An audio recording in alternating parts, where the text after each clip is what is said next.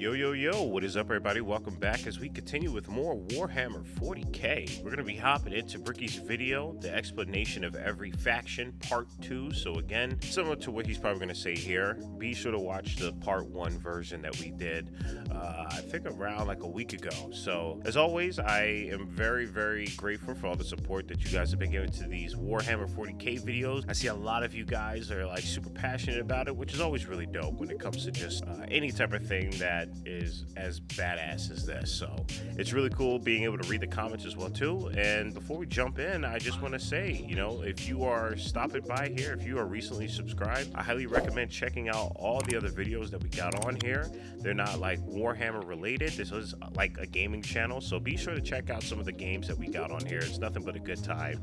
And as always, I'm probably gonna be posting more of those than the 40K Warhammer stuff. So again, if you're subscribed here, I highly recommend checking out all the other videos that we got going on here. But without further ado, let's jump in to part 2. Hey all, this is part 2 in a 2-part series on the Warhammer races. If you haven't seen part 1 yet, we do the Imperium of Man. You can check that out in the description, and I would highly recommend you watch that to get context Nice to see you, for this Bricky. episode. Hope you've been if you good. already have, go ahead and keep on watching. So after an entire episode of nothing but humans, we can now talk about chaos, which involves humans again, but a little bit less. We also got demons and shit. Yeah, let's get into it. What? Like hard, Nick. So, as I've mentioned many times before, we've discussed the warp, the immaterium, the hellish landscape, the purgatory dimension realm between the material realm of our existence. So a lot of you guys have mentioned that Event Horizon is somewhat, you know, loosely tied to Warhammer 40K, which I thought is really cool, and it has to do with the warp. And in the context of the warp, when you think about Event Horizon, it connects wonderfully. I mean, if anything, I think it makes the story that much better because of the almost like the loose connection between the two. But yeah, I'm very excited to see what type of just powers that we get from these guys. Not to say that the human side doesn't have powers. I mean, they're godlike in their own sense, but they're primarily based around technology and their faith and their belief. And I'm interested in seeing how the demons, you know, interact with that exchange. You know, it's probably going to be a lot more within the elusiveness, within the mystical elements. Regardless, I'm very excited. Let's get psychological and crazy. Now, in the warp, it's terrifying, horrible. There are demons everywhere. Things are crazy. All your Nice minds legs, and Bricky. thoughts and emotions Nice get legs. projected there. It is both formless and empty. It is vast and tiny. It obeys the laws of time and physics while simultaneously does absolutely nothing of the sort. It is a hodgepodge and a culmination of just unknowable, eldritch, horrifying shit. And there are 4 gods that permeate in chaos and the warp. These are the 4 major chaos gods. And if we wish to learn about chaos, we need to learn about each and every single one of them. Okay, before he hops into it, let's see if I can remember. Okay, so we got the chaos of war. We got the chaos of decay. We got the chaos of pleasure. The one that I'm not sure of is the blue guy. I'm trying. Is it wrath, or is it like like being a liar? I don't know. These chaos gods. First up, we have Khorne, and he is the easiest. Khorne is your classic Satan. He is all about anger, murder, fighting, blood, guts, death. You ever heard the term blood for the blood god, skulls for the skull throne? That's Khorne. The whole idea is that he is all about the fury and strength of battle. He doesn't care where blood comes from so long as blood is flowing. He wants to fight and murder and carnage and slaughter and death. Well, that's cool. Very simple guy, you know? We like simple over here. That is Khorne. Very simple to understand. Next up, you have Tzeentch, and Tzeentch is the god of change. Okay, so we got Tzeentch. Tzeentch is the one that I wasn't too sure about. So the god of change, before Bricky gets into this, what is this, like almost like a higher evolutionary, like where you're just constantly evolving? Regardless, he looks cool. Nice name too. However, the god of change, it permeates in so many different other ways. He's the most eldritch of all the demon gods. He has this weird way to always be plucking at the strings of the universe. He's always conniving and scheming and doing his best. Okay, to we cause were as close much with our little bullshit original as he guess. can. Tzeentch is unknowable. Everything that makes sense, he will and won't do. Every future and setting and every type of destiny or fate is all foretold and also changeable. It is set in stone while also completely random. I love the eyes within the hands. It kind of reminds me of Pan's Labyrinth. Have you guys seen that movie? Great movie. He knows what everything is going to happen and also that none of it's going to happen. You would ask Tzeentch a question. And that question leads to 3 more questions. And those questions lead to the heat death of the universe, which asks 4 answers to those questions. And then he thinks to himself, what are questions even really? And are you even asking the questions? Or are you simply giving paths to answers and other... I would love to vibe with him. Get a little J, light up, talk to Tzeentch. Yes, and he is no. He is the understanding, and he is complexity. He is unknowable, and that's what the God of Change is about. Very bizarre, and he likes birds a lot. I don't know why. Next up, we got Papa Nurgle. Papa Nurgle, he loves you for who you are. Probably not. He will murder you just the same. But Papa Nurgle is about rot, pestilence, death, and decay. He is the end of everything. Him and Tzeentch do not like each other very much because where Tzeentch represents change and adjustment, Nurgle represents stagnation and death. He is all about miasma and pestilence and large bloat and pus and organs and people just being sedentary, sloth. Yeah, man. I mean, it sounds like the homeboy, he just wants you to rot. Which is cool because all these concepts, they're like constants, right? You can't really, like how I at least view these guys, at least for what they represent, is that you can't really beat them. You can't defeat them. They're all constants. Think of like, how when people say, oh yeah, you can move mountains. Well, this is like moving air, right? Like how the hell do you really do that? There's other forms you would have to take to not even just per se beat these gods, but to at least maybe... eliminate the threat for as long as you can. Postpone them. Because when we're talking about Nurgle, at least here with the Chaos Demons, he is the god of decay. Everything, not just everyone, everything decays. So these are constant ideas that, persist and permeate through all the universe, no matter what section or advanced technological advancement you have in your society, everything decays. And then above that is the warp, right? So it's just interesting to see all these constants and how they swirl within one another and how they go into battle with one another, right?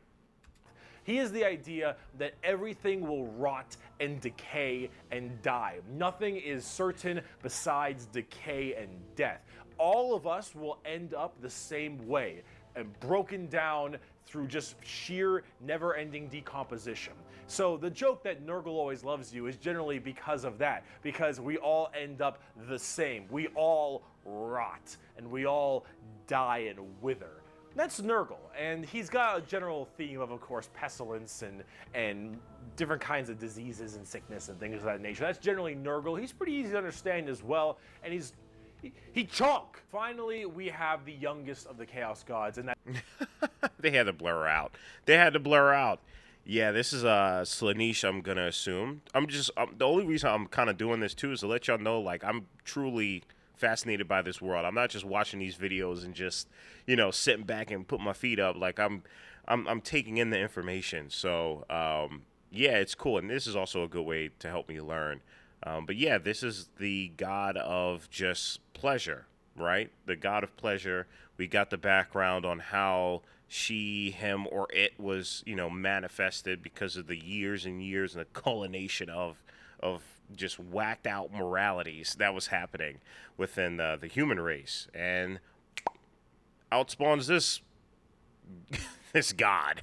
That is Slaanesh, also known as the Prince of Pleasure or the God of Unspeakable Excess. Slaanesh is generally referred to with sex, but it's not only sex, it's just that's a good avenue if you want to make stuff.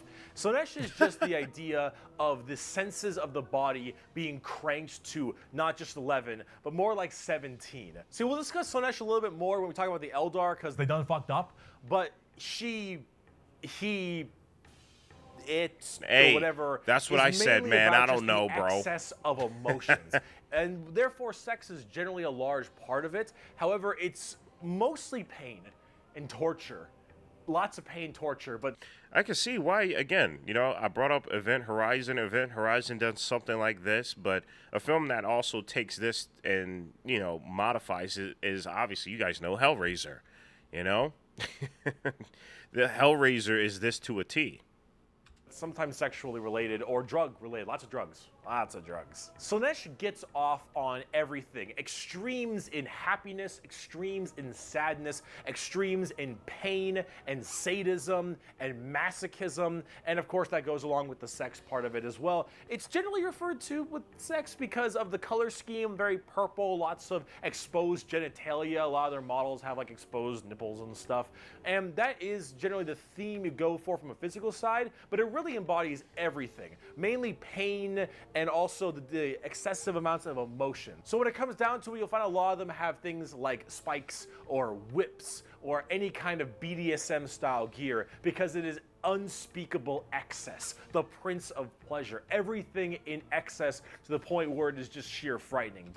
Well, and again, like, because these are manifestations of ideas, or mainly just manifestations of cause and effects, it's interesting to kind of put this into a battle. I almost said a battle manga. That's crazy. It's interesting to put these concepts into something that is just so physically required, such as like Warhammer 40K, where you have to see these ideas and these ideologies go to war with one another. That's what I think is really cool, the ambiguity of that, and like all the cool things you can craft with that concept alone. I think that's really awesome. Like, again, he's talking about pleasure and this and that, but it's like, how can we use this in battle? I think that's really, really awesome. That is Slaanesh in a nutshell. A little bit bizarre and a little hard to describe sometimes, but as we talk more about the Dark Eldar later in this video, you'll understand it far, far better and far more than you'd want to. Now, you might be thinking, why would anyone ever want to join Chaos? They all look horrifying, screwed up, and just frightening things, right? Well, the thing is that, of course, one, your mind is put into the warp and the materia, so you can be easily swayed by chaos demons when they get into your head, especially if you're a psyker. Sometimes regiments of the less mentally strong people, whether they be civilians or, say, low-level guardsmen or conscripts, can be easily swayed by this and become chaos cultists and stuff, and they serve their dark gods and whatever god they personally prefer. However, and this might seem strange, chaos in their own right isn't necessarily evil. See, the warp is every manifestation of emotion and being, every soul, everything of existence. This includes all the good things. All the different chaos gods have another side to their coin. Khorne might be death, murder, slaughter, slaughter, but he's also got this weird sense of survival of the fittest, trial by combat, and honor. Khorne will never lie to you.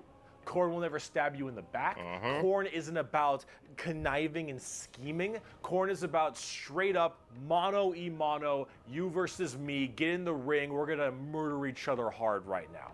And I love that. Again, it's really cool being able to see these ideas put into manifestations that are more physical. I think when it comes to writing, there's a lot that you can do and a lot of flexibility that you can do with concepts like that. Again, when we're talking about constants, and what I mean by constants are things that are unwavering throughout their motion of things. It's not necessarily a lot of change at all, but it's more so people and their stories conflicting with these constants and them having to change, them having to, evolve in a sense. So it's really cool being able to hear that. And the flip side, like, yeah, this dude might rip your head off, but he'll never lie to you, which, is respectable to a degree. It's like hating somebody, but respecting them at the same time because of how they're going about their tactics. May not be a good thing at the end of the day, but it is that other side of the coin. Him and Tzeentch generally don't get along because Tzeentch is that conniving schemer, but he's also about the idea of hope. Where there is change for your predicament. There is change for your problem. The hope of the galaxy, the ability to bend the world to your will, the idea that your fate is not set in stone, but in reality that you control your own destiny and can control it whenever you want, the changer of ways. That is Tzeentch. And of course, Tzeentch and Nurgle hate each other because while Nurgle does represent stagnation, death, and decay, he also represents finality, an ending. The fact that you can be mentally at peace knowing that you will end and how you will end. Fear of the unknown, fear of change is not present with Nurgle. With Nurgle, everything will rot and die, and that provides that finality, that ability that this is over. We are all the same, and we will all end the same. We know the meaning of life. The meaning of life is to live and die and rot. That's awesome. And with that, it brings peace of mind. I Slaanesh love is a that. lot more That's simple. such a cool concept. While they are the excess of emotion, they are also the representation of emotion. Slaanesh embodies happiness. Slaanesh embodies excitement and joy and pleasure, not only in the sense of the physical, bam style of pleasure, Yeah. but also everything else like food Bam. and drink and air on your cheek and sunlight, the feeling, emotion and feeling. All of that is also represented with Slaanesh. So, and before he goes into it a little bit more, and the reason why I'm pausing a lot when it comes to this, because the Chaos of Demons are more of like the more fascinating aspects that I would like to learn more about.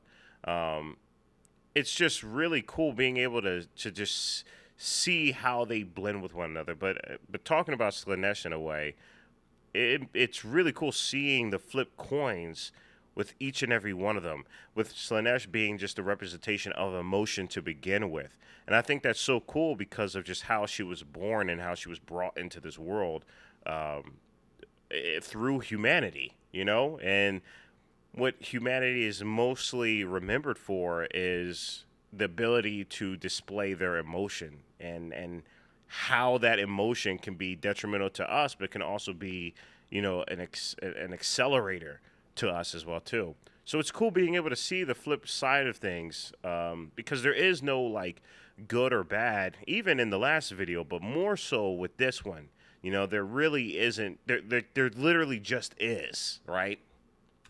you have to ask, why are they always represented as super evil skulls and spikes on everything and want to murder everybody? I don't really got an answer for you on that one. My assumption is that because mentally humans may think worse thoughts, even if we don't act on them, and therefore they're projected in the warp more. That one's a little bit weird. I don't know. This is me spitballing right now, but go ahead and spitball. I don't know. You need a super bad guy. You already got the Imperium of Man. You need somebody to be a little bit worse than them. So you got demons. Honestly, who cares? I just want to buy like a bird magician. Look at him. So cool. So combining all this together on the tabletop, yeah, how do they Chaos perform Demons on the are generally tabletop? very melee I'm curious based. about They run that. in, go really hard. You have lots of summoning and conjuring, tons of spells. Generally a little bit frail, but they have special saves to make them a little bit stronger. You've got giant demons and smaller demons. You got hordes of little boys and tons of big guys. Demons are as they seem. Demons. Nurgle is slow.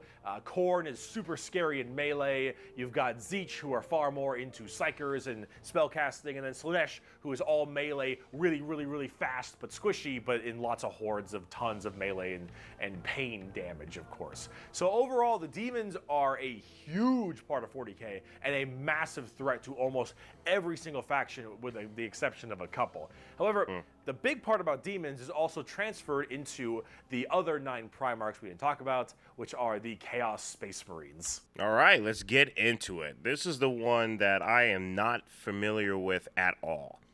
You know, when it comes to like the knowledge that we've consumed so far, I know about the Warp, I know about the Chaos Demons, I know about the Imperial and, you know, the human timeline and all that good stuff and all the factions that are associated with that. This part is the one that I have not that much of an idea on. we can kind of guess a little bit from the trailers that we've watched on, the earlier scenes of Warhammer, but I am going in blind here. So here we go. Let's learn about some stuff. They look cool as hell, though.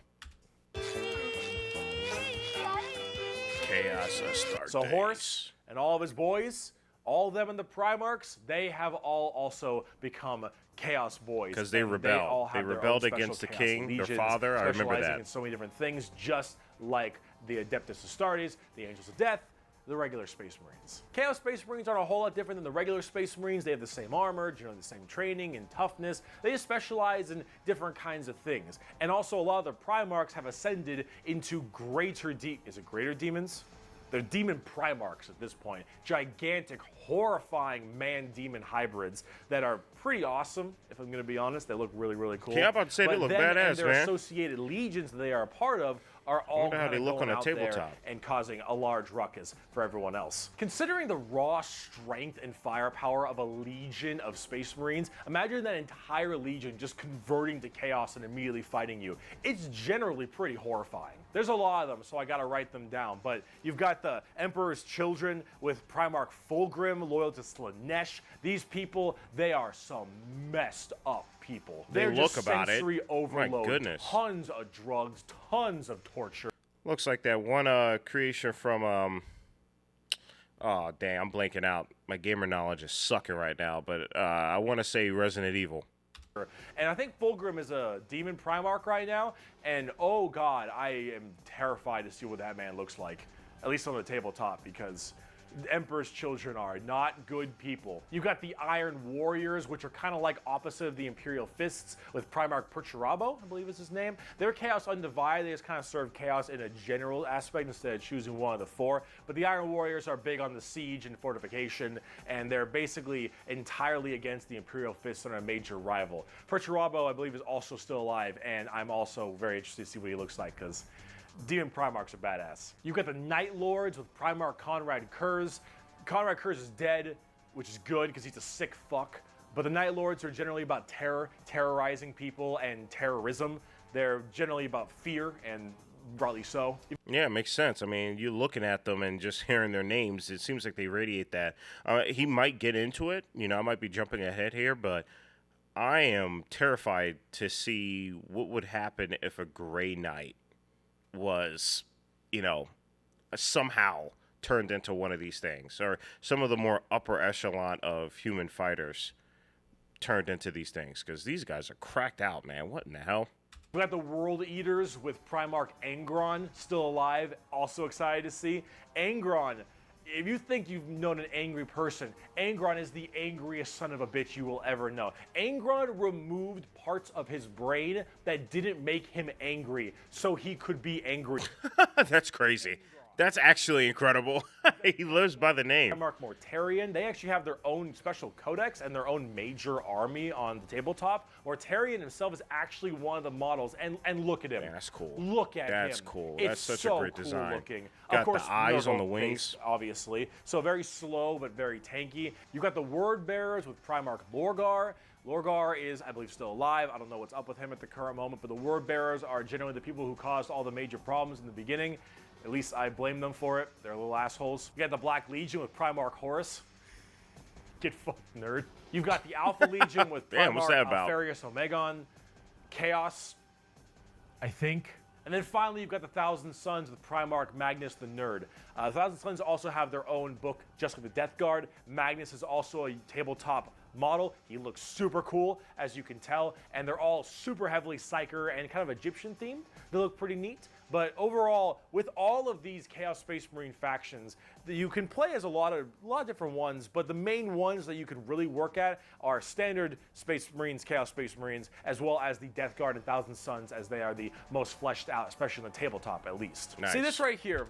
Before he goes into the quotes, which, was low-key one of my favorite aspects of the last video, because it really does put into picture how crazy these people are. But I want to shout out Bricky for mentioning just how they interact with the tabletop, because that's where it all started from. And it's great being able to see how you guys, would interact with these beings, and how the story itself continues to grow with the tabletop. That's really cool.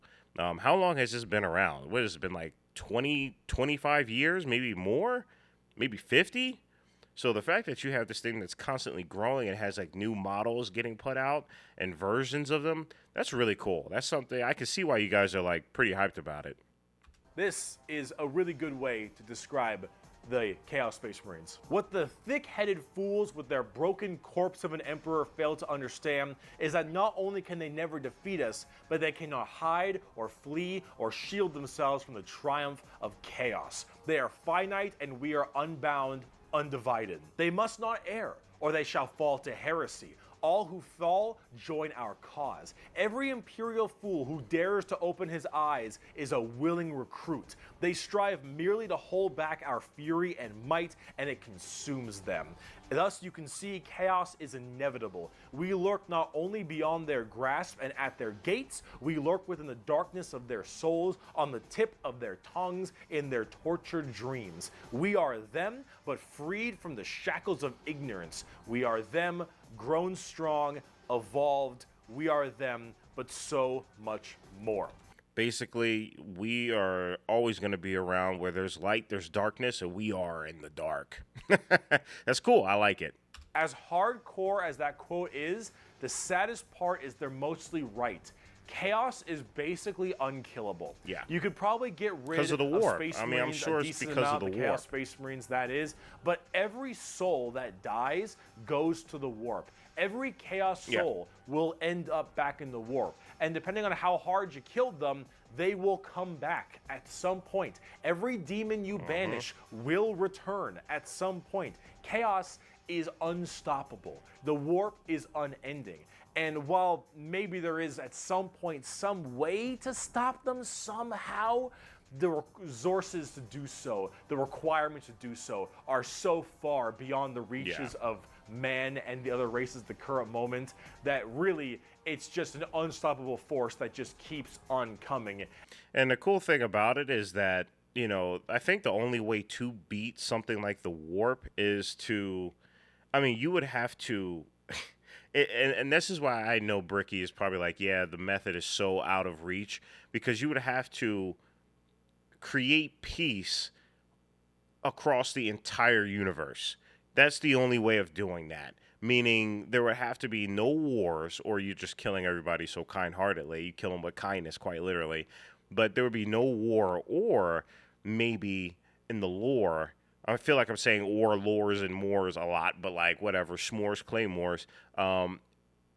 I wonder later on down the line, there is something where you can go into battle, and whether that is like, you know, through technology or through like a gifted item or whatever the heck, the killing nature of that almost filters their souls and how they go into the warp. Like if someone is able to somehow get in between that mechanism, that component of the formula when it comes to the warp, I feel like that's like your best bet, because obviously creating peace across the entire universe is, in this world, it's Warhammer.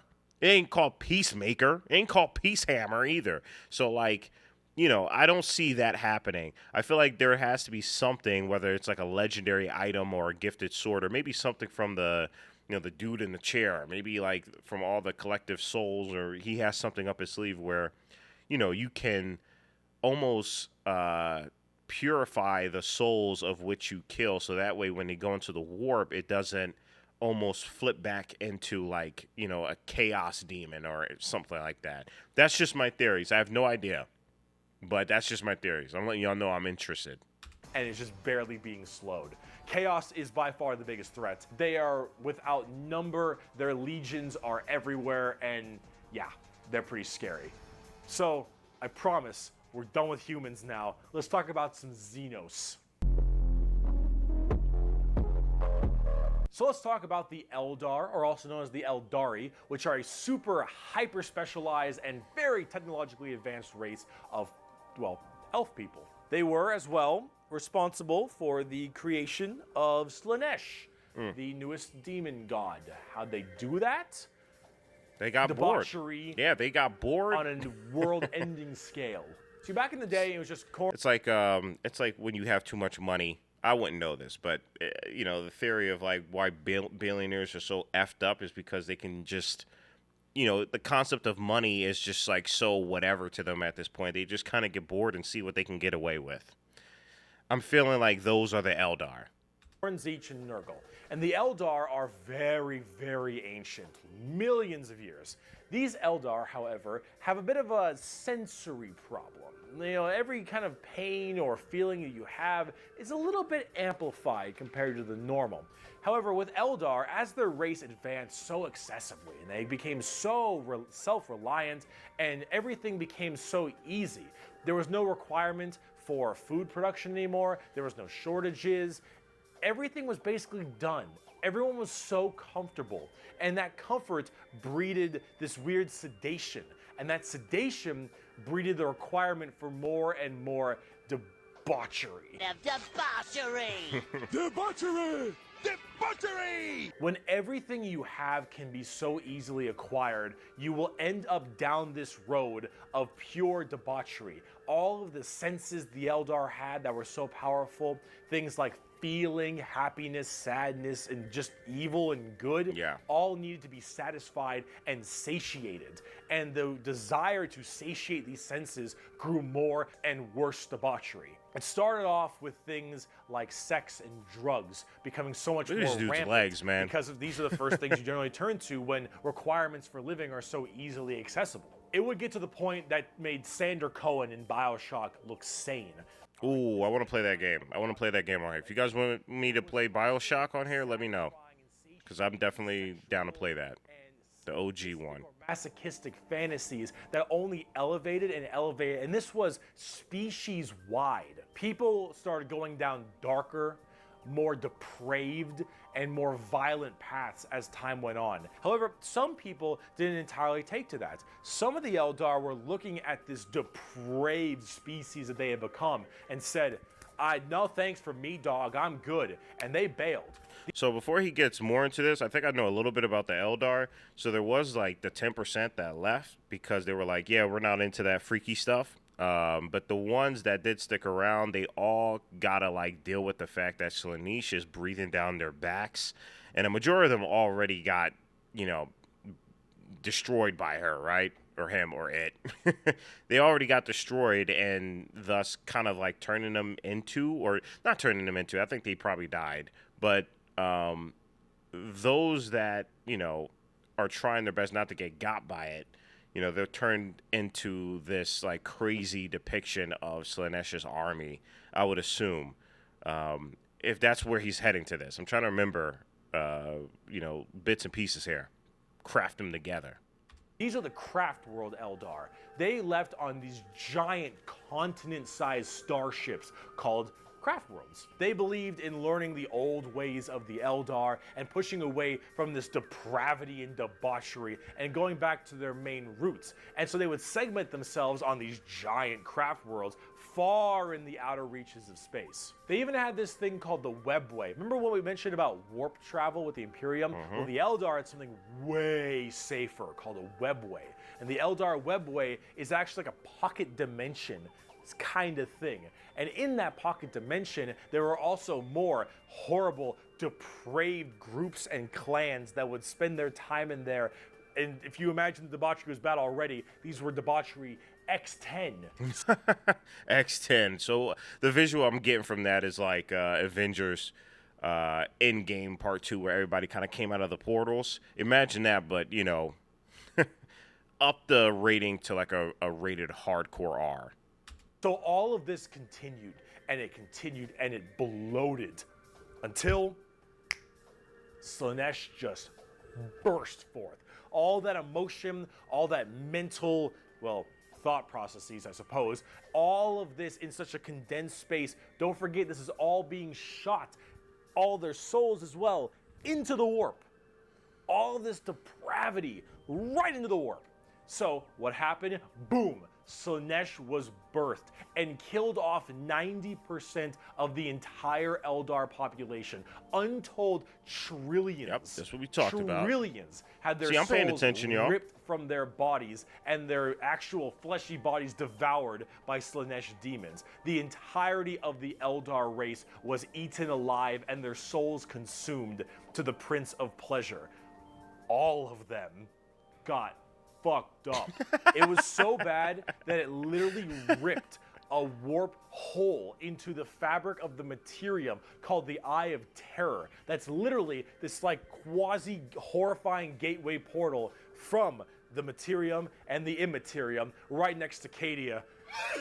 Oh, R.I.P. And it is Cadia. horrifying. So this Slaanesh, also known as She Who Thirsts by the Eldar, slaughtered the entire population except for a couple. Those in the craft worlds were actually not affected by this as they were so far in the reaches of the galaxy. That crazy crack, that birth of Slaanesh only affected the ones in the center. So these craft world Eldar were able to escape, but Slaanesh got their sights on them. Every time an Eldar will die, their soul doesn't just pass into the warp naturally. It goes straight to Slaanesh. Yikes. Okay, and I can see why now how her army, its army, would just continue growing. Because you're not even getting a chance to go to the warp. You're getting filtered through that thing. Which sucks, because it's only happening to just you. It's not happening. It's like unfortunate racism after death. That sucks, man. Craft world or not. What about those people in the webway? Well, imagine that giant birth happening, but they were only able to just barely get a grasp onto you. Slaanesh was just barely able to hold on.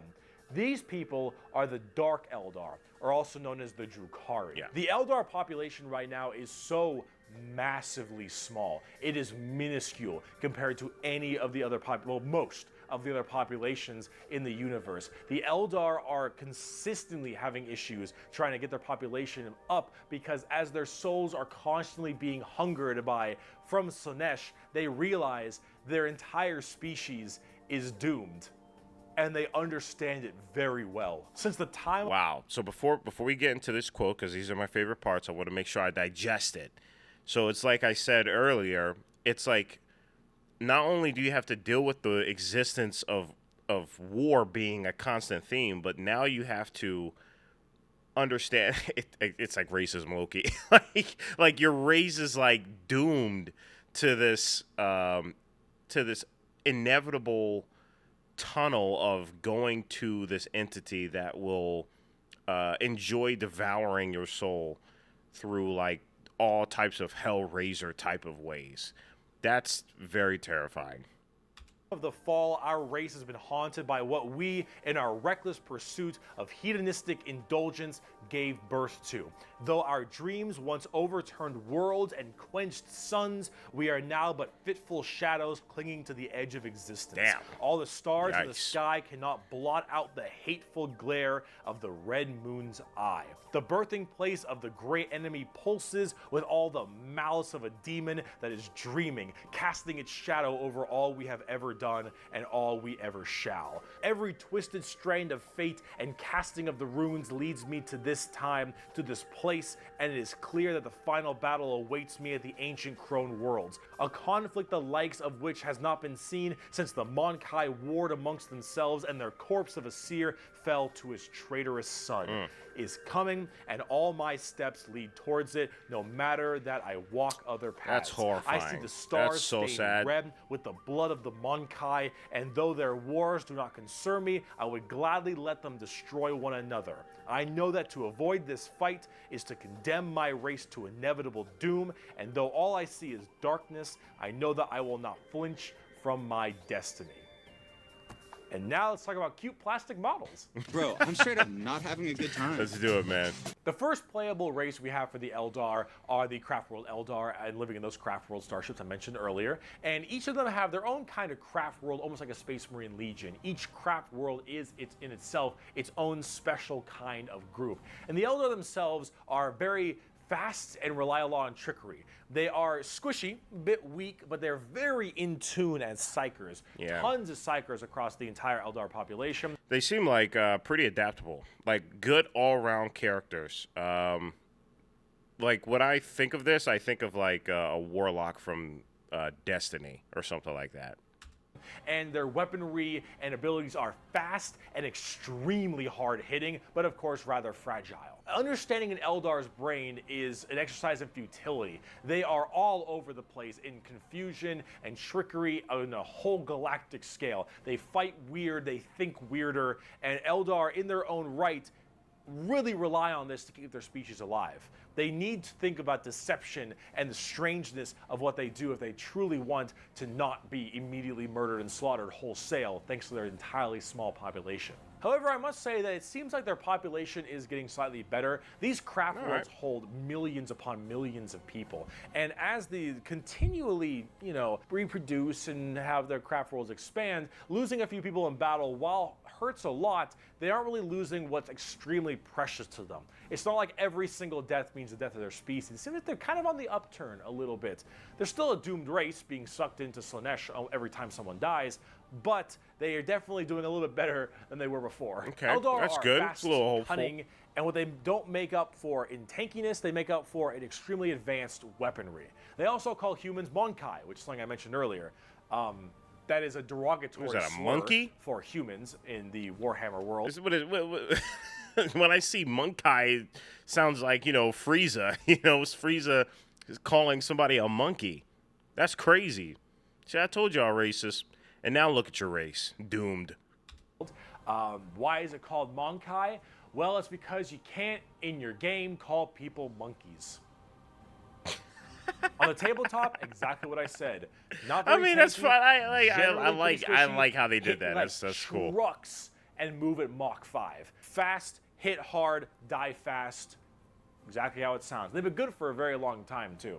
We bring only death and leave only carry on. It is a message even a human can understand. That's crazy. That's crazy. That's some good old-fashioned hate right there. Damn. The chaos. You know the warp is just like munching all that up. Eldar. So, Drukhari. Let's talk about the Dark Eldar. On today's episode of How Fucked Up Is Fucked Up. That's fucked up. So those people I mentioned in the Webway, in the super deranged cults and the depraved people of the Eldar, in the Webway, they didn't quite get a hold onto them. Slaanesh has them, but it has them on by the pinky finger. So, because of their proximity and their weirdness within the range of Slaanesh, I'm trying to remember if do they have to constantly indulge in Hellraiser activity to continuously feed Slaanesh? What's the relationship with it? And they're slowly being consumed by Slaanesh, but they found out they can stave her off by doing Slaanesh things. See what I'm saying? The Dark Eldar See what I'm saying? By far Hellraiser activity. the worst, most horrifying. I don't want to take credit for that, too, because I think I saw that on a comment. I just wish that I could remember when. But you guys mentioned something like that when we were touching on the topic of Slaanesh in one of the earlier videos. I'm just relaying it here because it would make sense, considering their proximity. Disgusting, depraved, and brutal race in all of Warhammer 40K. These are entirely a group of people whose full purpose to save their species from extinction, to go into planets, raid them, and take as many slaves as they possibly can to torture them for 1, 5, 10, 20, a million years, because that torture will keep them from dying. They look very BDSM style too. They definitely have a lot more spiky bits and they have a lot more of that kind of leathery black look to them. But let's say you are an upstanding Imperial citizen, living life on a regular planet. That's me. You get invaded by the Necrons. The Necrons will shoot you with a deatomizer, and you will be destroyed in a millisecond, and that's it. Yeah. Not the worst way to go. You are invaded by Chaos Marines or something. You take a bolter shot to the head or a chain sword across your stomach and you get cut in half. Painful, but not the worst. The Orks arrive. They beat you to death. Hurts, but, you know, whatever. Tyranids, they eat you alive. It's pretty rough. The Dark Eldar. This is going to get a little graphic. Let's do it. Let's get into it. You pray you die. You don't. You are instead taken as a human slave. Your life will be endless work and agony, 24/7. They will make sure you can't not die, as your pain satisfies them. They will hook you up to all manner of torture devices. They will inject pain-based stimuli drugs directly into your nervous system. They will slowly run razor blades across your skin. They will gracious, fillet you and just pull out your teeth. This is not it. I know your some of you are probably like, ooh. One by one. They will remove your appendages and your skin and wait for it to grow back so they can do it again. They will murder and torture and use the R word. It rhymes with grape. Your entire family Jesus Christ. Jesus, man. Oh, my goodness.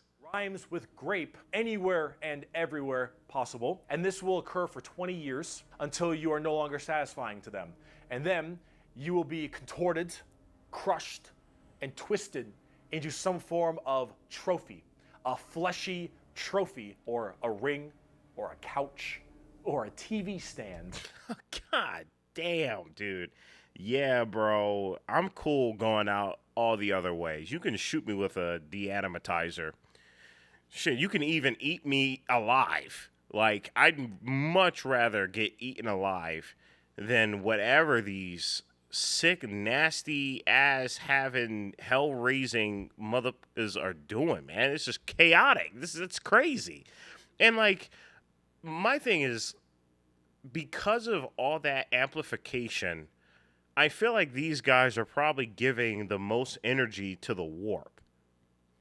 I feel like Slaanesh is probably because I don't know about the power scaling when it comes to the chaos gods, but I would feel like Slaanesh would low-key be the most powerful, because if the whole concept of the warp is by how much you feed it, if these guys are just like going crazy with how they're killing people before the inevitable death, then I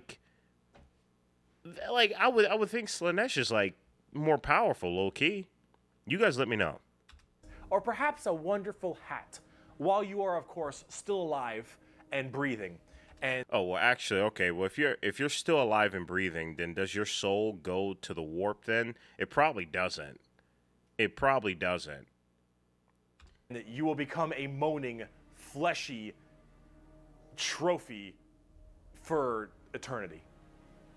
And that is what happens when you are taken by the Dark Eldar. They are the most depraved, most horrifying race in all of 40K. They look the part, and they do it so they all don't die. They are literally forced to do this, because if they don't, Slaanesh's grip will get harder, and they will have their souls pulled away. So long as they keep doing this, Slaanesh is like, "You're doing good, man. You're doing solid. You keep that shit up, you elf-eared bastards." That's the Dark Eldar. That's the Drukhari. They are horrible. On the tabletop, they're actually kind of like Eldar, but more extreme. They are even squishier than the Eldar, but they hit generally even harder. Fast attacks, skirmishers, really quick, speedy, like get around them, do a lot of damage, get away kind of stuff. Yeah, they kind of remind me of like Raiders from any video game, but also like Raiders within like Mad Max, just within their designs, within even their ships. It's cool as hell. That's most of the Dark Eldar. Look up the definition of grim dark in a dictionary. You'll find a picture of the Dark Eldar. And Sev from Republic Commando. A quote from Mr. Vecht. "We are the lords of despair, masters of terror. Dread and agony are our meat and wine, and they are plentiful indeed." They happy. Dark Eldar. Let's talk about the they Harlequins. Eating good. Clowns. What's the matter, Are you serious? They're really called the Harlequins? All right. The Harlequins are a bizarre race of Eldar. They're so interesting. demonic clown performers.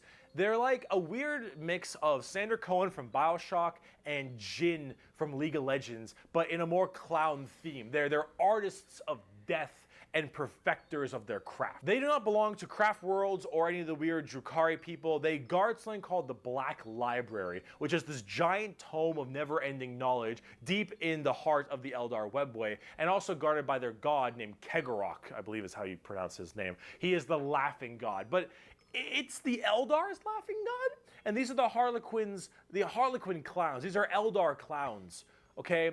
So imagine the things that an Eldar, these depraved individuals, would find funny. And this is the god of that. That's crazy. It's a horror. Dude, there's so clown. many These are gods, bro. of Like, horror what the for hell? Us normal people. For them, they're like, oh, it's so funny. They're all dying horribly. Honk, honk. They're very bizarre and difficult to describe. They've escaped the ruinous powers of Slaanesh somehow, but their main thing is guarding that Black Library. And the Harlequins just...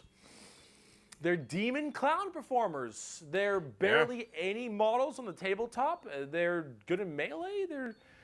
They're demon clowns. Demon clowns. Hey, I I'm get not it. Sure. I get got it. a quote. It's nice to see that they exist. It is too easy for an Eldar to embrace the obscene virtues of chaos. For Slaanesh is nothing more than a manifestation of the Eldar mind in its most wild and unconstrained form. Human morality is meaningless to the Eldar, and to the dark side of the Eldar mind, all life is to be expended at a whim.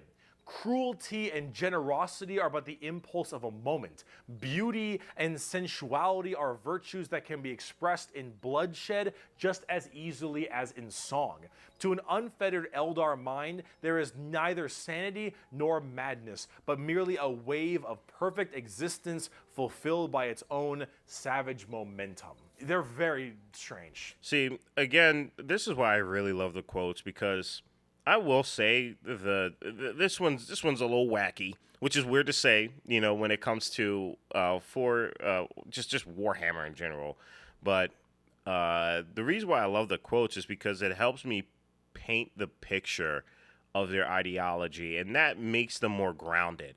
I love the idea of like how this at least from what the quote is saying, is that they revel in the thrill of laughter and comedy and what they find to be fun. Because the concept and the definitions, again, when you're crafting anything, when you're trying to write anything as a writer, you look at these concepts that are a little bit more ambiguous, and you can do a lot of really interesting things there, as we saw with the Chaos Gods and what they represent. And it really helps paint the picture of these guys, because they look kind of wacky. They look a little too on the nose, unlike the other ones, but the quotes does a good job at really painting the picture. The Harlequins, Drukhari, Eldar, they are an anomaly that make humans seem completely easy to understand in comparison.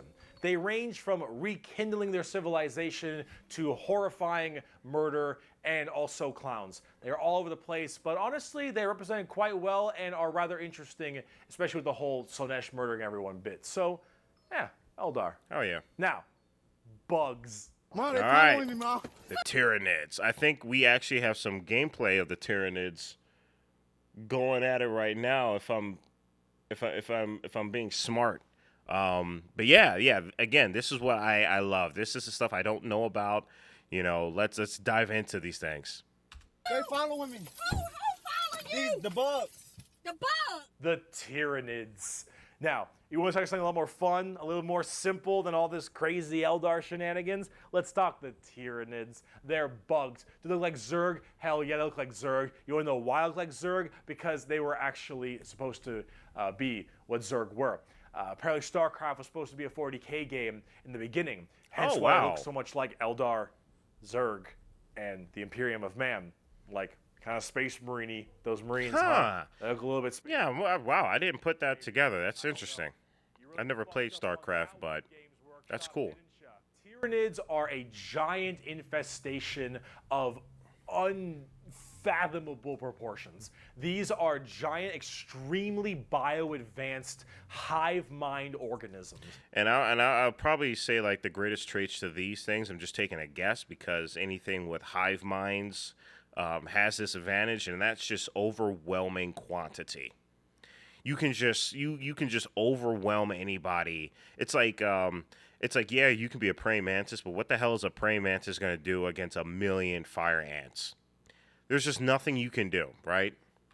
That are basically all about absorbing as much biomass as they possibly can to evolve and mutate. Oh, that's cool. Extremely potent and powerful. I didn't know they could do that. That's awesome. Anything in their path. They are probably the least evil faction in all of 40K because all they want to do is eat shit. They don't know any better. Nom the entire galaxy. They hangry and we food. Also, this Tyranid hive mind has a presence in the warp. In fact, Tyranids in their own right have a massive presence in the warp. They have a thing called the shadow in the warp specifically, where when they are coming in to invade a planet, they have this weird ability to kind of cut off the warp on all the psychers on that planet. And how you get help across the stars? Well, you need the warp because you need that for interstellar travel. So with people unable to call for help from the Tyranids, these are just easy pickings. They'll just blitz you. That's crazy. Comes out of orbit and just will massacre, absorbing all that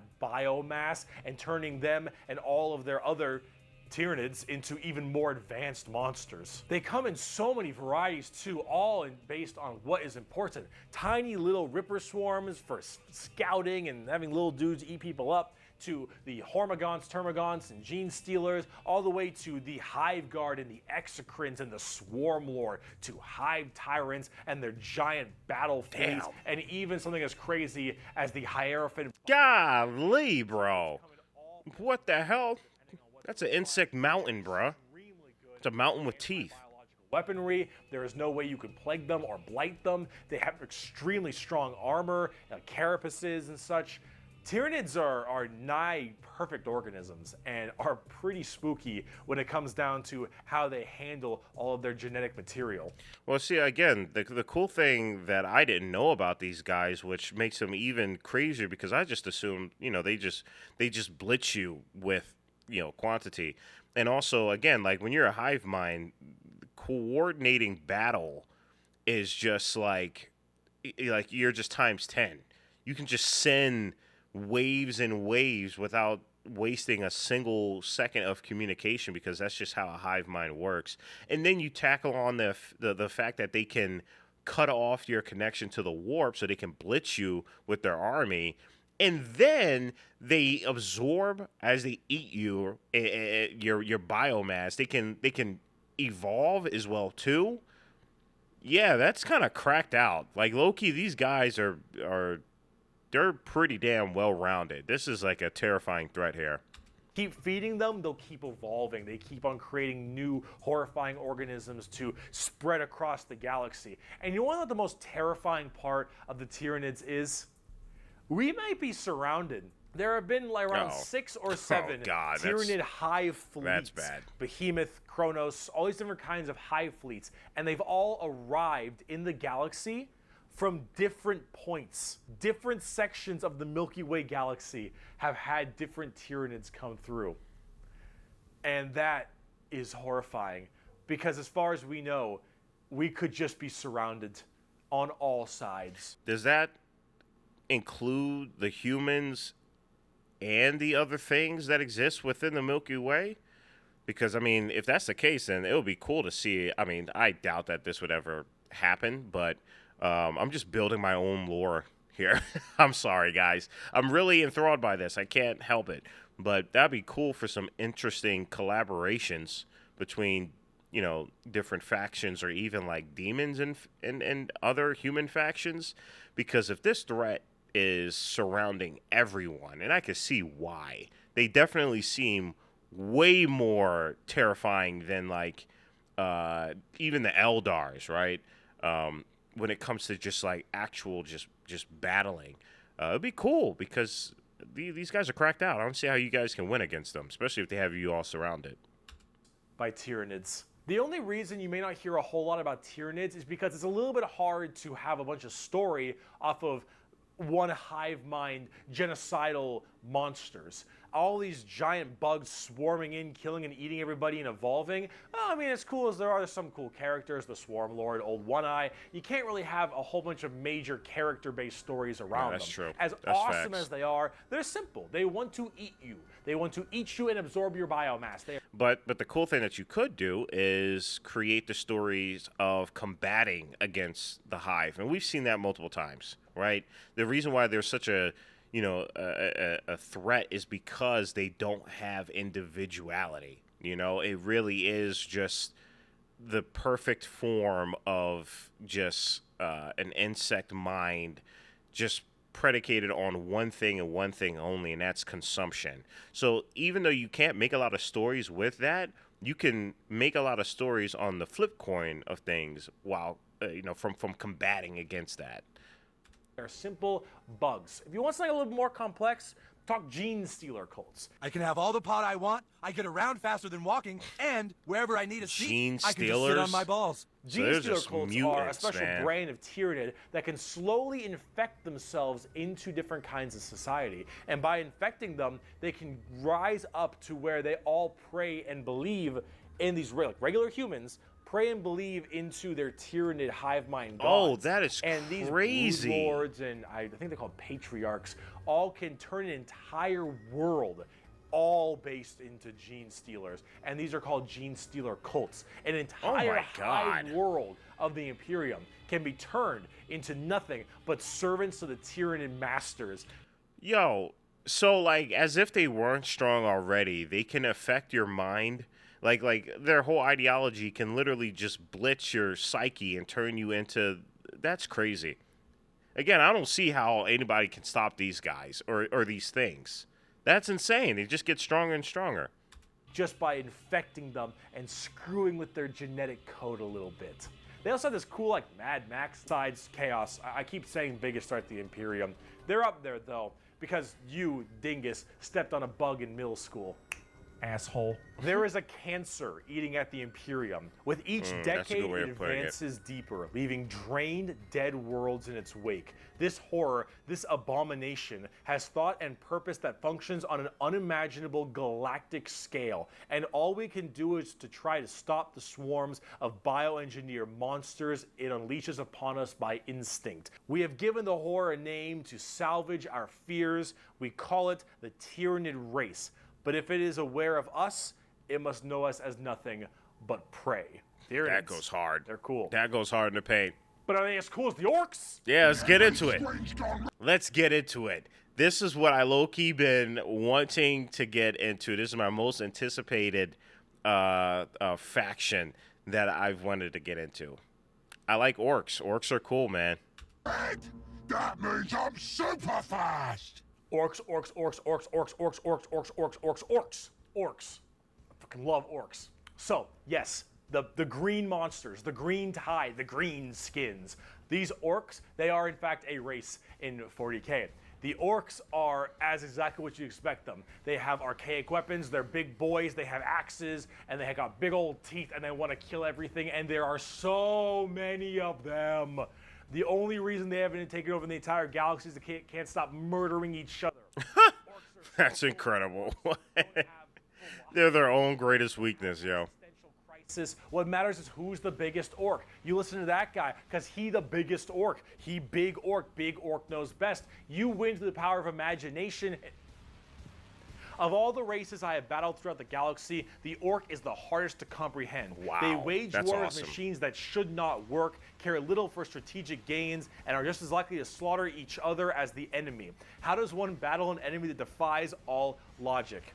That's so cool. I love that. I love that. You're just you're in a euphoric state. Purpose is to get up and beat each other to death because you can. The biggest orc is the man who understands everything. He is the boss. And orcs have this really weird, like, big, dumb, stereotype British accent. What? Yo, that's cool, man. Ooga booga. because you want to wage war. You got your boss over there, and you better listen to the boss, because if you don't listen to the boss will squish you and make you an example for the other orcs. And then you can't fight because orc dead. And orc dead can't fight because orc dead. From what I'm gathering from this is like a representation of Valhalla. This is what I think Valhalla would probably be in Warhammer 40K. They scrap together machines out of parts that don't make any sense, and because they believe, they have the mental imagination that that machine will run, it'll run. If that machine's out of gas, you're driving that machine with your fellow orcs, and the biggest orc is behind the wheel, and you run out of gas, some orc behind you is like, oh, Zog, we're out of gas. And the big orc is like, no, we're not. I filled the fucking gas tank up earlier. And all the other orcs are like, oh yeah, you did do that. And then you turn the fucking mech back on and it works again. That's crazy. That's actually insane. So you're just telling me that they're just cracked out on belief? That's really wild. That has to be a product of the warp, though. You know what I'm saying? I mean, even if it isn't, that's still just so funny because it fits the characteristics of the orcs so well, in my opinion, that I wouldn't mind if there's no explanation. But if there is an explanation, it has to be connected to the warp because, you know, we're talking about belief, we're talking about faith, we're talking about, you know, the power of thought. It seems like the orcs are like the greatest wizards when it comes to the power of thought, which is really cool. They don't need technology. They don't need the you know, religion even. They just need themselves, and that's kind of a vibe. Does it have gas? Probably not, but it works. The power of imagination. They paint things red because it makes them think that goes faster. They paint things purple because it's the sneakiest color. You want to know why? You ever seen a purple orc? Didn't fucking think so. Orcs are also like ancient as hell. They're back in the Eldari time frame. But back then they were called Orks, and they were much larger and scarier and far more intelligent. Now they're just orcs, and they're big, dumb, and they smack things. But they're pretty spooky.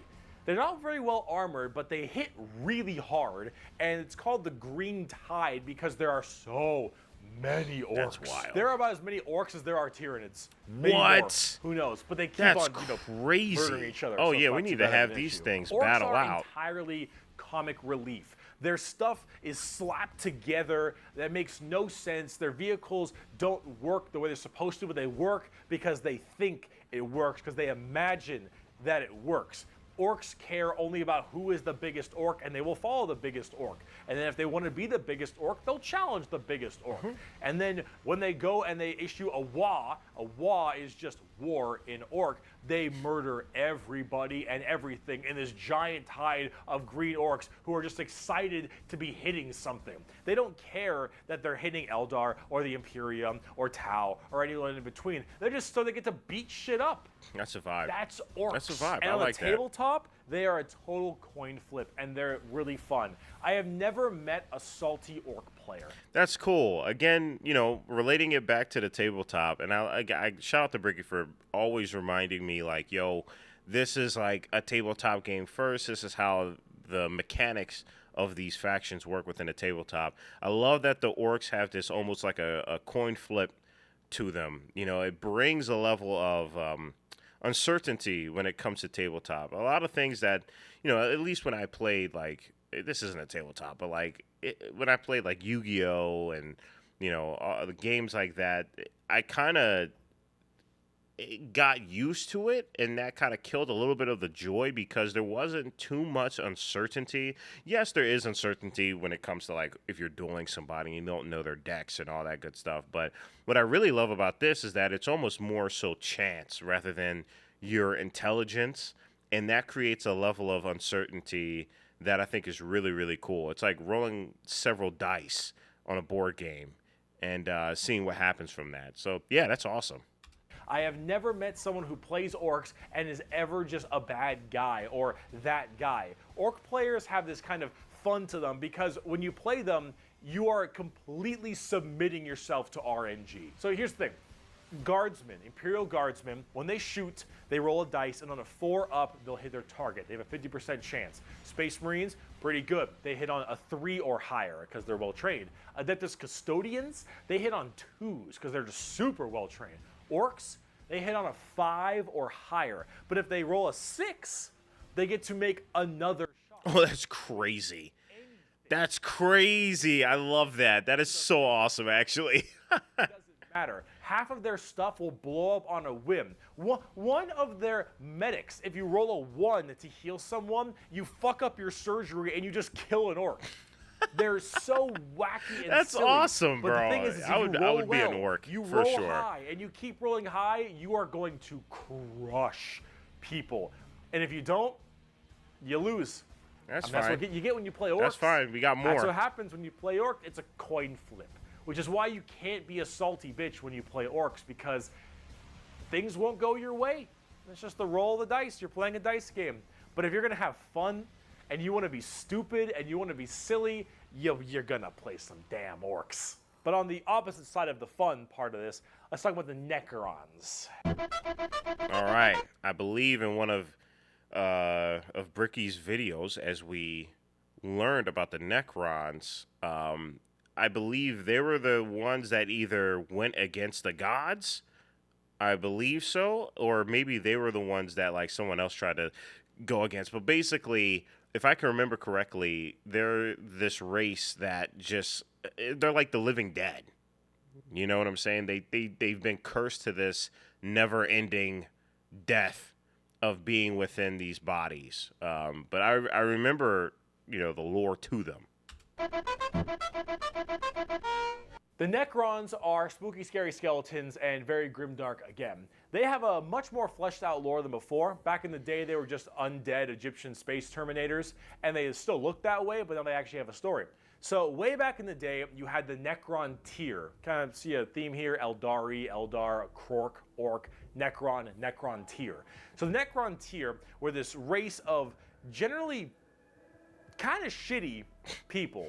Not because they were personally shitty, because their lives were awful. They were ill-fated to a horrible existence of like radiation and a terrible planet they lived on, and everything just really sucked. Being a Necron tier was just really depressing. They really were looking for immortality. Yeah. They were extremely reliant on the hope that they would eventually find the key to living forever and just stave off this horrible nature that they were thrust upon them, and therefore they could become the most dominant race in the galaxy.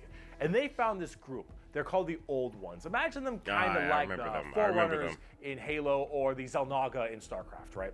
These Old Ones were these strong, pretty much omnipotent beings, and they, of course, knew the key to immortality. So the Necrons went to them and said, Yeah, they got cheated. They got tricked. Show us your ways. They got and And goofed. the Old Ones said, piss off. Not really. They were a lot more humble about it, but they did not want to share their secret of immortality with the Necrons. The Necrons, of course, took this very well and waged war with them, kind of under this united banner. The Necron different dynasties didn't really like each other, but under this one man, the Silent King, he thought the best way to unite his race was to do this giant war with the Old Ones out of spite for them keeping the secret of immortality to them. This was known as the War in Heaven, and this is actually like a multi-stage war, because during this war in heaven, they discovered the Star Gods, a whole new race of people known as the Catan, or the Catan. I think these were the guys that tricked them. I think. I'm not too sure. I know these guys, somebody tricked somebody with these guys. Somebody got.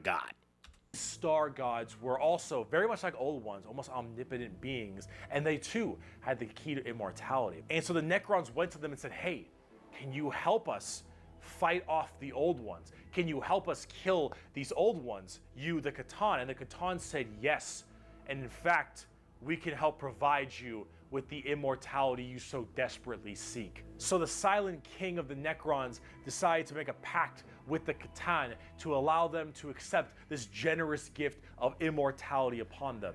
But this, of course, had been a horrendous trap, and the Necrons were dragged in chains to this biotransference where their flesh was stripped from them, replaced with nothing but a metal hollow shell, as their souls were ripped from their body and fed Can't to the trust Catan. anybody, yo. And the Catan fattened up. They got chonk on the souls of the Necrons. As this was their plan all along, they consumed the flesh and souls of the Necron tier and turned them all into unwilling robotic slaves just to serve their will. And then, with their new-founded Necron army, they pointed their guns at the old ones, and the C'tan continued their domination of the stars and their genocide, complete and full genocide of these old ones. The old ones did their best to stave it off. They even created other races, the Aeldari and the Orks, to try to fight off the horrifying Necron army and the C'tan above them. But there was absolutely no possible chance for them. And the old ones were absolutely extinguished across the galaxy. Their entire race completely removed. Full-on 100% genocide. Damn. However, during all this, the C'tan, so just infatuated with their victory, started fighting each other for fun, for sport, and for small differences. Doesn't matter. The C'tan, with these overpowered people, they're going to eventually hit each other at some point. And as they began just menially fighting each other, the Aeldari and the Orks actually started pushing on the C'tan's borders a little bit, giving them a little bit of a run for their money. And as this continued, this is when the Silent King, who retained his consciousness, decided to leap into action and start a full-scale revolt against their C'tan masters. And this revolt was bloody, as the entire Necron army was surged off to destroy these star gods. They were able to, just after suffering horrendous losses, were able to turn the tide of the war. And they took these C'tan and they blasted them. Because as these star gods are unkillable, they were able to break them into thousands of shards and entrap them in giant stasis vaults. See, so, like, these methods right here are, like, when it comes to the Chaos Gods, you know, because, I mean, it's funny that we're talking about these gods to begin with, but I feel like this is the only way to stop them. I feel like you can't necessarily kill them. You have to, you know, similar to how you would if you were like a government system, you know, in order to truly defeat an ideology, you have to make it disappear. You have to entrap it. You have to lock it down. And, you know, similar to, you know, the other gods, I don't see how killing them would do anything because they'll just go to the warp. So the best way to, you know, really handle these guys is to do what these guys are doing, you know, to the star gods and just, you know, putting them into a damn freaking vault and, I don't know, using them as like a power source, as like a battery. To now actually be slaves to the Necrons. And with the Necrons having the entirety of their old gods enslaved to them, they realized that soon their race was about to be attacked by the overcoming new races, the Aeldari and the Orks. And so what they did is they retreated into giant stasis tombs in order to preserve their energy and their strength for when one day they would be reawakened and they would be able to rule the galaxy that was rightfully theirs. And then some dingus Adeptus Mechanicus guy diddled with a green console, and now the Necrons are back and they see all these primitive races on their lawns, and they think, get the fuck off of it. The Necrons are back, super advanced, and they are here to reclaim the galaxy that they so rightfully believe is theirs. Now, at tabletop, they're a lot like that. Tons of undead Egyptian skeleton robots that when they die, they just get right back up because they keep on reanimating. Hard to kill, tons of crazy stuff. You can use the C'tan themselves as units to fight that's with. Cool. I like that. Pretty cool. That's awesome. The Necrons are one of the three major events in 40K. The Horus Heresy, the Fall of the Eldar, and the Awakening of the Necrons are all pretty substantial events. The battle in the heaven. Necrons themselves are pretty dang cool as well. Here's a good quote from a wonderful Dawn of War game. Lucky creatures, as long last you have found the tranquility of death. I was like you once, clinging to life and blind to the truth. When I uncovered the truth, I too shuddered and paled with fear. Deep in these catacombs, I was remade. Here, my brethren slumbered for eons while the living grew like weed. My Lord knew this day would come. He had plans for us all. We would purge this world once more. So come, poor victims of life. We will grant you tranquility in these crypts. Kronos will be a tomb world once more. Fire. Necrons are also pretty smug. Fire. Trazen the Infinite especially, a little dickhead. But speaking of dickheads, last race, let's talk the Tau. All right, this is great because we watched the one trailer, the visual trailer, and I believe we saw the Tau. At first, I thought they were robots, but apparently they're blue little aliens, so that's interesting. We made a fucking Wookiee. The exact formation of the Tau Empire is not entirely understood. However, a long time ago, many thousands of years ago, in the 40K world that is, some Imperial navigation vessels were going around through different areas, and they saw a primitive race, blue people, smacking each other with sticks and stones. They thought, nah, dumb Xenos race, who gives a shit, and they bailed. Then this giant warp storm occurred right in that major area, unable to be breached. Then, once that warp storm 6,000 years later subsided, hello, those little sticks. Well, they decided to actually have no war of any kind and all just unite together under one flag of the Tau Empire. And now they have gigantic starships and Gundam robots and lasers and railguns and mechs, and they are here They just were like, okay, let's level up for the greater good. That is generally the Tau Empire. They have this kind of feeling of this homogenous group. All species can go underneath the banner of the greater good. The greater good is their idea of the fundamental increase and help of all. In fact, they are most likely the most like the Covenant in Halo, where they have the overarching prophets, being the ethereals, who are actually kind of dicks and like to pull at strings a little bit, but then you have all these different races directly underneath them, and they all work together in this big group as this large, foreboding race that tries to spread their weirdly pseudo-religious influence across the galaxy. The alien is not intrinsically evil. Do not hate him. Pity him, his ignorance. Seek to understand his differences and equate him with his inadequacies. Only then will he accept his place in the greater good. The greater good. That is generally the Tau. I'm surprised Bricky didn't make that And if you're kind of wondering reference yet. like what their mainly big shtick is, well, they're all about big robots and mechs. They have laser rifles and rail guns. They got giant mechs with tons of missile pods. And You know what this kind of reminds me of? Their design. You know, and if you guys are wondering, why does he make so many movie references? I have another channel called James vs. Cinema where I look at movies and everything like that. Yeah, District 9 is what this reminds me of when it comes to like the mechs and the technology that they have. Even down to like, I wouldn't say the insects. The insects were more like the Tyranids, but it's interesting how close those designs are. It's really cool, actually. It fits their ideology too. It's clean, it's polished. There's a lot more round designs instead of like sharp edges to them. It makes them seem like the good guys, but you know, we already know there's no such thing as good guys, and the closest thing to a good thing is the Tyranids because they're just they don't know any better. It's honestly just ignorance. heavy rail rifles and rail guns and burst cannons and ion accelerators and void shields and all this stuff. And that is generally what the Tau's all about. But you're probably thinking, Bricky, this doesn't sound that evil. This doesn't sound very grim, dark Warhammer.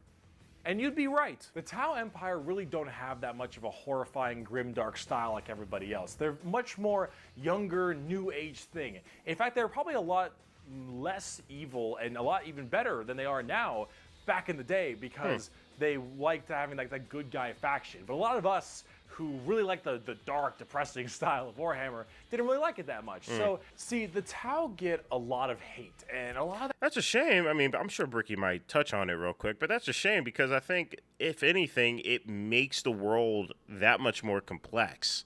Like, yeah, it doesn't fit the overall theme, but why would you...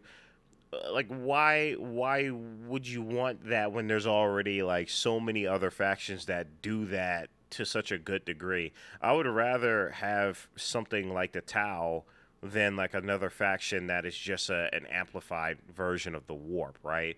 I think it's really cool, and if anything, it just gives longevity to the story and what you can tell within the story if you have grayer, more interesting factions such as these, where they almost you know, like they I don't want to say go against the whole ideology of Warhammer, but it's just different. Yeah, it's a shame that people don't. I mean, I can see why people just wouldn't vibe with it, but story-wise and you know, with the whole picture involved, I can see their purpose. It's really cool. That hate isn't necessarily unjustified. It's mainly from a tabletop perspective, but as you can see from all the visuals I've shown you recently, they don't really fit in the 40K universe very well. They lack that super dark, dramatic, kind of high gothic level the Imperium has. They don't have the weird kind of like grungy stuff that Chaos or say the Orks do. And the Necrons and the Eldar have their own specific style as well. The Tau really do look like something out of Gundam. And while it isn't necessarily a bad thing, it does definitely not fit too well. I feel that. There's that. There's also the tabletop problem. In tabletop, Tau are horrible at melee combat, but exceptionally good at range combat. So they blast everyone from really, really far away, and they have a million rules to make it so that it's nearly impossible for you to get into melee combat. Okay, I can now see why, like, more of the frustration could probably build. Because again, I'm looking at this more so within as a story. Picture as me looking at this as like a one big novel, right? But I can see why a lot of you guys wouldn't enjoy the Tau just simply because of how cracked they are on the tabletop, you know? So I get where you guys are coming from when it comes to that. I just think when it comes to the story, it's like, yeah, why not? I think their whole ideology is interesting. And yeah, I would probably prefer a different design that matches a little bit closer to the gothic nature of Warhammer. Their ideology is enough to entice me. But yeah, I'm not playing the tabletop, so I can completely understand why people are kind of frustrated with them. So it basically just forces you to bottleneck the game into one specific gameplay style, which is gun to gun. And if you're doing gun to gun, they're going to win every time because they're the Tau, and the Tau are really damn good at shooting. So it's one of those things that make the Tau generally rather hated, and a lot of different reasons for that, both from style and such. But this is actually one of the things I wanted to end this video with, is that the Tau, while they have their issues, you should not be discouraged from playing them.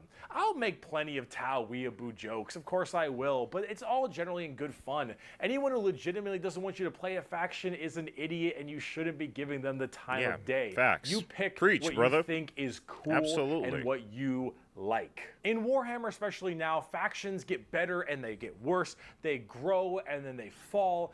You should only be playing what you think is cool. You like the look, you like the models. If you're talking tabletop, that is what you should be going for every time, is what you think is badass. Preach, Bricky. Things change all the Absolutely. time. But the universe of Warhammer has so much going for it. Every faction has something interesting. Every We were just character talking has about a this, story, Bricky. and We're there's on a million similar stories minds, to be man. told. The universe is vast and exciting, and while it is dark, depressing, and horrible, that is the damn charm. And out of everything I've told you in these two videos, if anything you could take away is the reason why so many of us are so into this series and why we like it so much. Because with so much variety, such an expansive universe, and so much that can be done, you can find yourself having a pretty great time. Thank you so much for watching this video. I hope it has been informative to you. If you'd like to see more of me, Bricky, we have twitch.tv/Bricky. Yeah, guys, please go ahead and check out Bricky's channel. It's going to be in the description as always. Another brilliant video that he did such a great job with when it comes to breaking down these factions, but in this case, talking about the Chaos Demons and all the other factions that exist within the other side that aren't human. And also just being a good time. I'm surprised he didn't make the greater good joke. He definitely could have. But yeah, this was awesome. Again, I appreciate you guys for just stopping by. I highly recommend checking out all the videos that we got on this channel that aren't Warhammer 40K. I will be posting more of those type of videos than the Warhammer 40K because this is a video game channel. So I just recommend, you guys checking them out. But regardless, I'm happy that you guys are here. It's nice always learning more about this, and you guys let me know what other videos I should be watching next. So as always, you guys stay tuned, be good, and have a good one.